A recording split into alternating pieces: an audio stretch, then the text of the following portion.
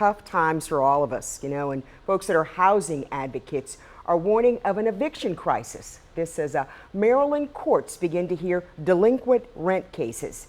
WMAR 2 News' Mallory Foste is helping you rebound. She tells us how renters can defend themselves in court.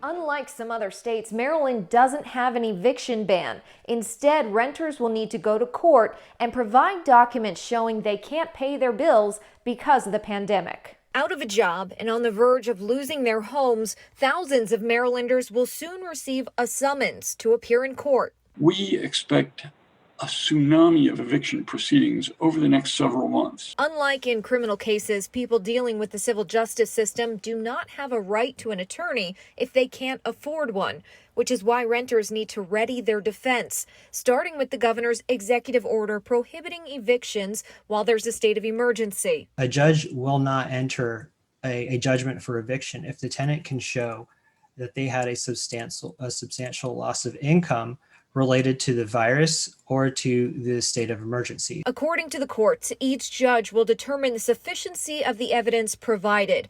However, when the state of emergency ends, this defense is no longer valid. Rent relief programs have provided access to funds, but not enough to address the overwhelming need. According to a survey by the Maryland Multi-Housing Association, 22% of Maryland renters were delinquent in their payments through mid-August, with 42% of delinquent residents owing multiple months of rent. And it seems to be the attitude amongst a number of government officials that, well, until we see homeless people, at our door, we're not going to pay attention to this issue. And that's just completely wrong and short-sighted and callous. He says renters need to call on the governor and Maryland General Assembly to provide real relief, at least through the end of the year. In the meantime, renters need to advocate for themselves or risk losing their homes. We don't have to do this. People want to pay the rent. No one sits back and says, oh, I can just get by without paying the rent. Everyone knows the rent needs to get paid, but some people are going to need more help paying the rent.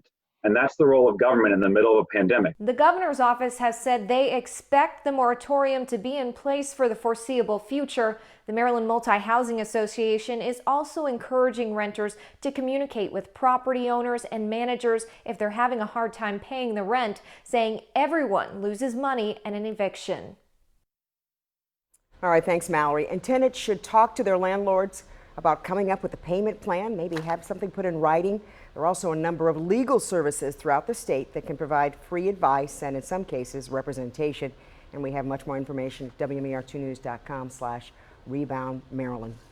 So many people are struggling to make ends meet during the pandemic. The Maryland Public Service Commission has taken emergency action to prevent gas, electric, and water from being shut off. It is prohibiting residential utility service terminations through November 15th. An executive order was set to expire tomorrow. The extra time will give customers time to apply for assistance programs or make payment arrangements with their utility.